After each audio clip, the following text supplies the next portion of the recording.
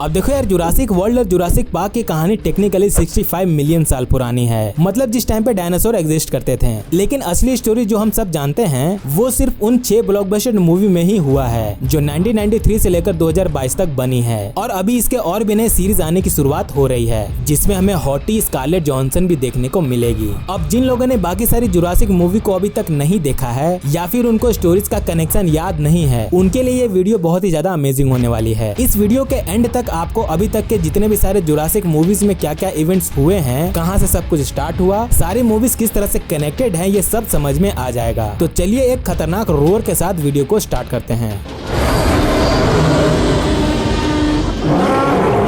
सब कुछ स्टार्ट हुआ था माइकल क्रिक्टन की best selling novel Jurassic park से, जो एक टेक्नो थ्रिलर था, मतलब साइंस और थ्रिलर का परफेक्ट कॉम्बो। फिर 1993 में स्टीवन स्पीलबर्ग ने इस नोवेल को एक ब्लॉकबस्टर मूवी में बदल दिया, जिसने पहली बार में ही दुनिया में धमाल मचा दिया था। लोग जिनके बारे में अभी तक नोवेल में पढ़ा करते थे, उनको लाइव बड़े पर्दे में देखकर हैरान हो गए थे। इंटरेस्टिंग बात यह थी कि स्पीलबर्ग ने अपनी फिल्म मेकिंग के हिसाब से बहुत सारे चेंजेस किए जो कि ओरिजिनल नोवेल में नहीं थे, और उनके बनाए गए मूवी के बाद आने वाली सारी मूवीज और टीवी शोज ने स्पीलबर्ग के वर्जन को ही फॉलो किया। पहली जुरासिक पार्क की इतनी बड़ी सक्सेस के बाद 1997 और 2001 में 2 सीक्वल्स आए जो स्टीवन स्पीलबर्ग की ट्रिलॉजी को पूरा करते हैं। यहाँ पर जुरासिक पार्क का टाइमलाइन खत्म हुआ। उसके बाद 2015 में हमें क्रिस पैट वाली जुरासिक वर्ल्ड देखने को मिला, जो कि जुरासिक पार्क का एक सॉफ्ट रिबूट था, और यहाँ से जुरासिक वर्ल्ड का टाइमलाइन शुरू हुआ। और इसने भी अपना ट्रिलॉजी 2022 में जुरासिक वर्ल्ड डोमिनेशन के बाद खत्म किया। और सिर्फ मूवीज ही नहीं, नेटफ्लिक्स पर 2 एनिमेटेड शो भी आए,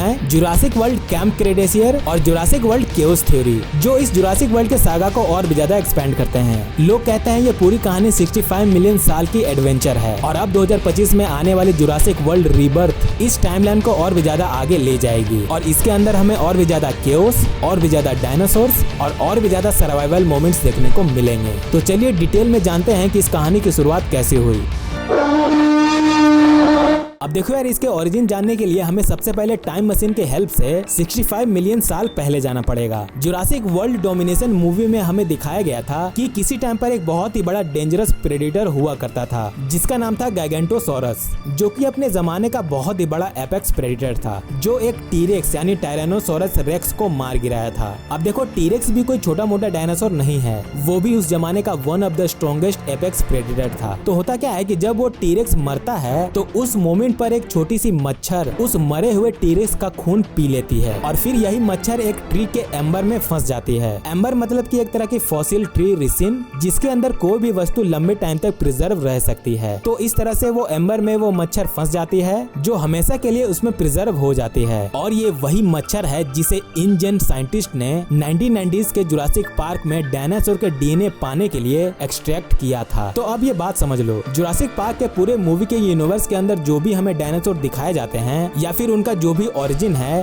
वो उस 65 मिलियन साल पुराने डीएनए से बनाया गया है। बेसिकली वो एम्बर एक तरह का टाइम कैप्सूल जैसा काम करता है, जिसने पुराने दुनिया के सबसे खूंखार जानवर को वापस ले आया। हाँ, ये बात सच है कि डायनासोर 65 मिलियन साल पहले एक्सटिंक्ट हो गए थे, लेकिन थैंक्स टू जुरासिक पार्क के साइंटिस्ट, जिन्होंने उनके जेनेटिक कोड को डीएनए के साथ रिमिक्स करके वो लोग क्लोन क्रिएट कर पाए, और इसीलिए हम आज जुरासिक मूवी को देख पा रहे हैं। इसकी वजह से ये सागा और भी ज्यादा इंटरेस्टिंग बनी।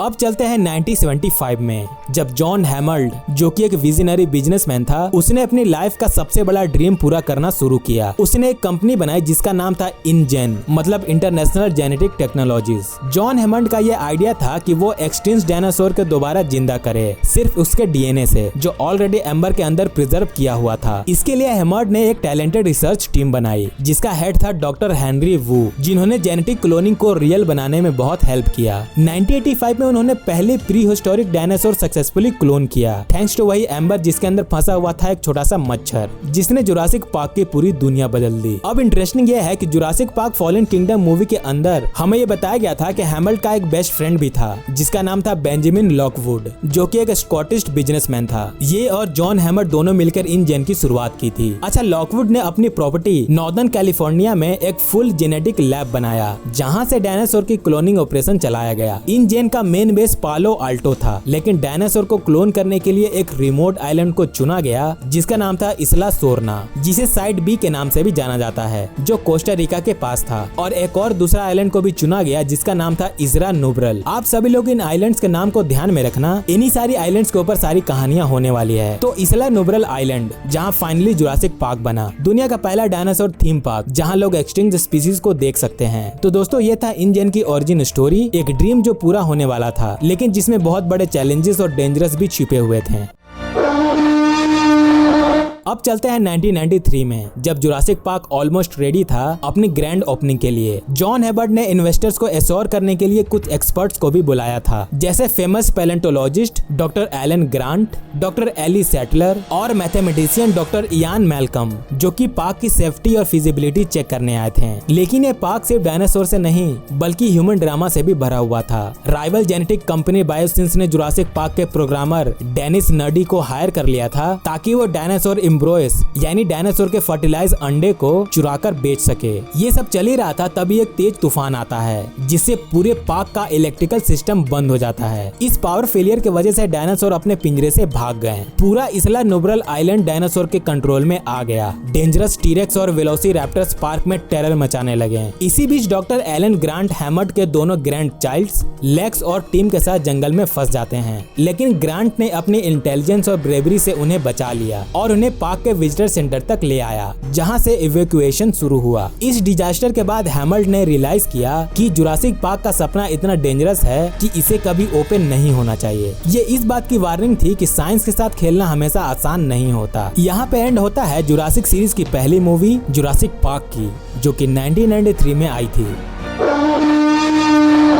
1997 आ गया और जॉन हैमर्ड, जो कि InGen के CEO थे, अब बीमार थे और उनके नेफ्यू पीटर लुडलो ने उनकी जगह ले ली थी। हैमर्ड ने अपने पुराने दोस्त डॉक्टर इयान मैल्कम को बुलाया एक स्पेशल मिशन के लिए और ये मीटिंग हुई थी इसरा सोरना यानी साइट बी पे, जहां डायनासोर को पहली बार ब्रीड कराया गया था। और इस तूफान के बाद से सारे डायनासोर उस जंगल में ही खुले रहते थे। लुडलो ने सीक्रेटली कुछ लोगों को हायर किया था जिनका काम था डायनासोर को कैप्चर करके सैन डिएगो के जुरासिक पार्क में लेकर आना।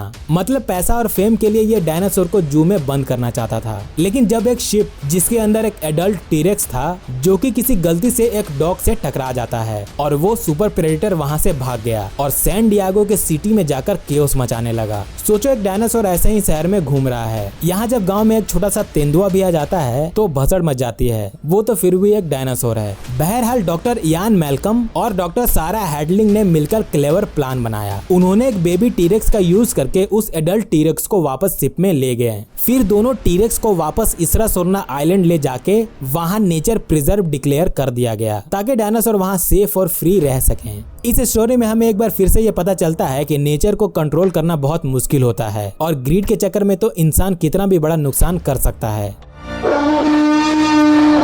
ये इवेंट है जुरासिक पार्क 3 का, जो 2001 में हुआ था। इसमें होता क्या है कि एक 12 साल का लड़का एरिक किबी अपनी फैमिली के साथ इसरा सोरना के पास वेकेशन करने गया था, लेकिन वो अचानक उस आइलैंड से खो जाता है। उसके पेरेंट्स थे पॉल और एमांडा किबी। दोनों को किसी भी तरह से अपने 12 साल के बच्चे को वापस लाना था और इस मोमेंट पर उसे एक ही बंदा याद आता है।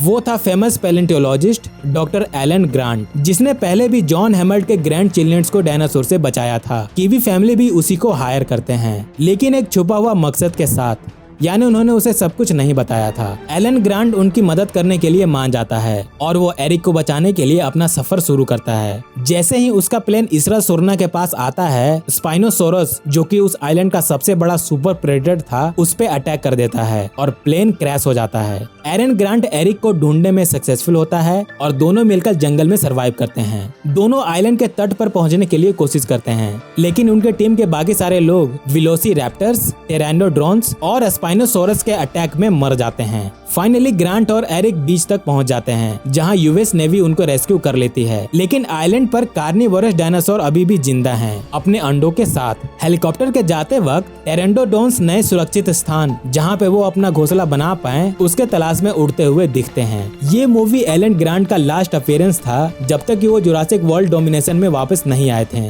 इस मूवी के साथ जुरासिक पार्क का ट्रिलॉजी एंड होता है और शुरुआत होता है जुरासिक वर्ल्ड की।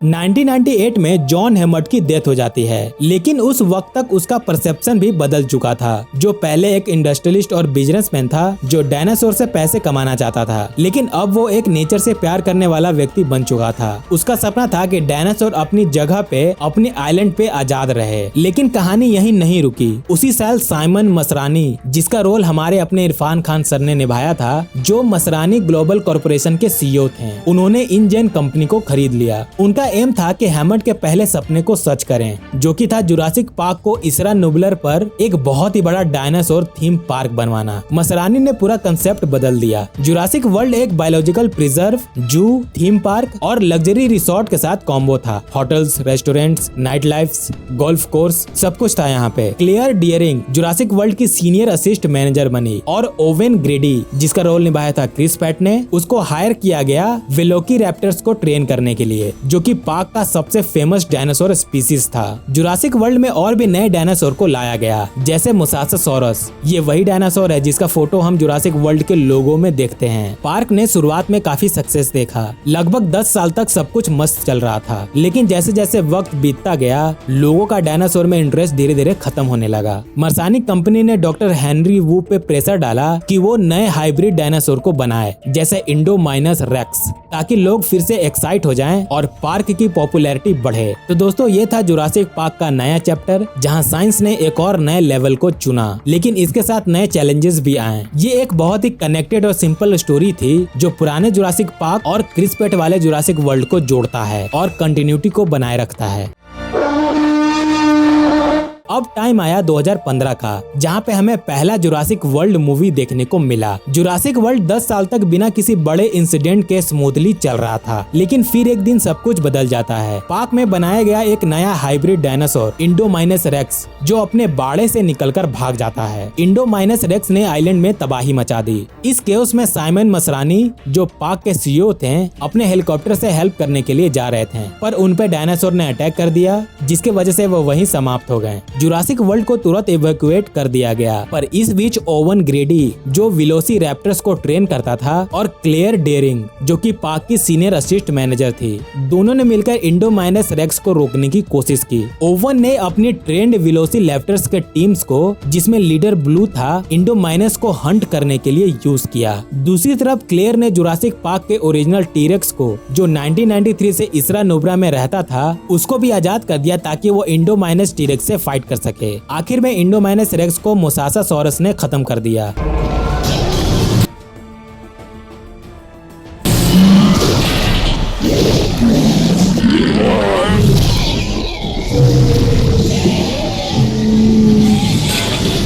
ओवन और क्लेयर सेफली जुरासिक वर्ल्ड से इवैक्यूएट हो गए, लेकिन पार्क ऑफिशियली बंद कर दिया गया। बचे हुए डायनासोर फिर से आइलैंड पर राज करने लगे और इसला नुबलर आइलैंड एक बार फिर से उनके कब्जे में आ गया। ये था जुरासिक वर्ल्ड का पहला कहानी, जिसने लोगों को फिर से डायनासोर के मूवी देखने के लिए उत्साहित किया। मेरे को भी ये मूवी बहुत ही अच्छी लगी थी और इरफान सर को मूवी में देखने में और भी ज्यादा मजा आया था।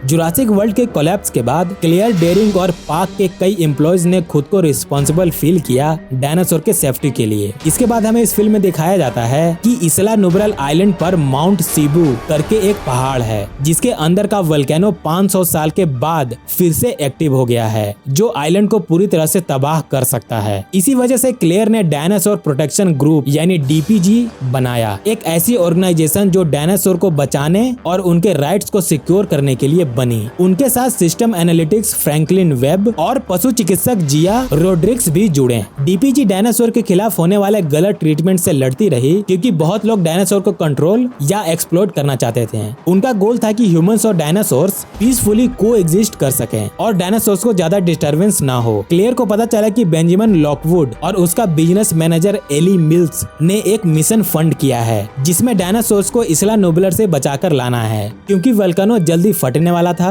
और पार्क पूरी तरह से तबाह होने वाला था। क्लेयर ने ओवन ग्रेडी को भी इस मिशन में ज्वाइन करने के लिए कहा, ताकि वो अपनी पेट वेलोसिरैप्टर्स ब्लू को भी रेस्क्यू कर सके। लेकिन मिशन के दौरान बिट्रियल हुआ। मर्सिनरी केन विटली ने डायनासोर को कैप्चर कर लिया और बाकी को उसी आइलैंड पर छोड़ दिया, जहां वोल्केनो ने जल्दी ही इरप्ट होना स्टार्ट कर दिया था। ओवन, क्लेयर और उनके साथियों ने मुश्किल से वोल्केनो से बचकर शिप्स में छुपकर सर्वाइव किया और सभी डायनासोर को लॉकवुड मेंशन ले आए। लेकिन यहाँ कहानी और भी ज्यादा कॉम्प्लिकेटेड हो गई। डायनासोर्स को एक सीक्रेट ऑक्शन में बेचा जा रहा था और डॉक्टर हेनरी वू ने इंडोमाइनस रेक्स के डीएनए से एक और हाइब्रिड सुपर प्रेडेटर इंडोरैप्टर्स बना दिया था। सबसे बड़ा सरप्राइज था लॉकवुड की भतीजी माइसी ने डायनासोर्स को आजाद कर दिया और सारे डायनासोर्स नॉर्दर्न कैलिफोर्निया में फैल गए, जिससे उनकी प्रेजेंस ग्लोबल हो गई। पूरी दुनिया ने अपने सिटी में अपने घर के आसपास चलते फिरते डायनासोर्स को देख रहे थे। और यहाँ खत्म होता है जुरासिक वर्ल्ड का पार्ट 2 द फॉलन किंगडम। अब बात करते हैं इस कहानी की सबसे रीसेंट चैप्टर की, जुरासिक वर्ल्ड डोमिनियन, जो 2022 में रिलीज हुई थी। ये स्टोरी शुरू होती है 4 साल बाद, जब डायनासोर्स ने सिर्फ आइलैंड तक सीमित नहीं रहकर पूरे दुनिया में अपनी जगह बना ली थी। ओवेन ग्रेडी डिस्कवर करता है ब्लू, जो उसका पालतू वेलोसिरैप्टर्स था, वो सक्सेसफुली ब्रीड कर चुका है। मतलब डायनासोर अब नेचुरली अपनी पॉपुलेशन को बढ़ा रहे हैं। डायनासोर के ग्लोबल स्प्रेड ने एक सीरियस क्राइसिस बना दिया है, जिसमें doctor Alan Grant, doctor Ellie Sattler और डॉक्टर आयन मैकलम जैसे पुराने जुरासिक पार्क के हीरोज वापस आते हैं। ये एक इमोशनल और एक्साइटिंग मोमेंट था फैंस के लिए, क्योंकि पुराने और नए कैरेक्टर्स मिलकर स्टोरी को एक साथ जोड़ते हैं और थोड़ी नॉस्टैल्जिया वाली फीलिंग भी आती है। इसी दौरान विलेंस बायोसिन जेनेटिक्स का सीईओ लेविस डॉक्सन भी वापस आता है। बायोसिन्स डायनासोर को जेनेटिक एक्सपेरिमेंट के लिए यूज कर रहा है, जिससे नए और डेंजरस लाइफ फॉर्म बन रहे हैं। ये किसी भी तरह के डेंजरस क्रिएचर हो सकते हैं, जैसे म्यूटेट लोकस्ट, जो एक क्रिकेट जैसा दिखने वाला स्पीसीज है, जो दुनिया के सारे अनाज को खत्म करने का खतरा बन गया है। इस फिल्म में हमें एक और टेरिफाइंग डायनासोर दिखाया जाता है, जो है गिगेंटोसोरस का क्लोन, जो सबसे बड़ा प्रेडेटर है जो अभी तक अर्थ पर एग्जिस्ट किया है। ये थ्रेट और भी ज्यादा डेंजरस हो जाता है। मूवी के एंड में सरकार ने डायनासोर के लिए एक सेंचुरी बनाया है, जहाँ डायनासोर को प्रोटेक्ट करके रखा जाएगा और ह्यूमंस के साथ एक बैलेंस मेंटेन करने की कोशिश होगी। तो दोस्तों, जुरासिक वर्ल्ड डोमिनियन ने जुरासिक सागा को एक ग्रैंड कंक्लूजन दिया, जहां पुरानी कहानियां नए ट्विस्ट के साथ जुड़ी और डायनासोर की दुनिया में आने वाले नए चैलेंजेस को दिखाया गया। और यहाँ पे खत्म होते हैं हमारे दोनों मूवी सीरीज के ट्रिलॉजी, जुरासिक पार्क और जुरासिक वर्ल्ड।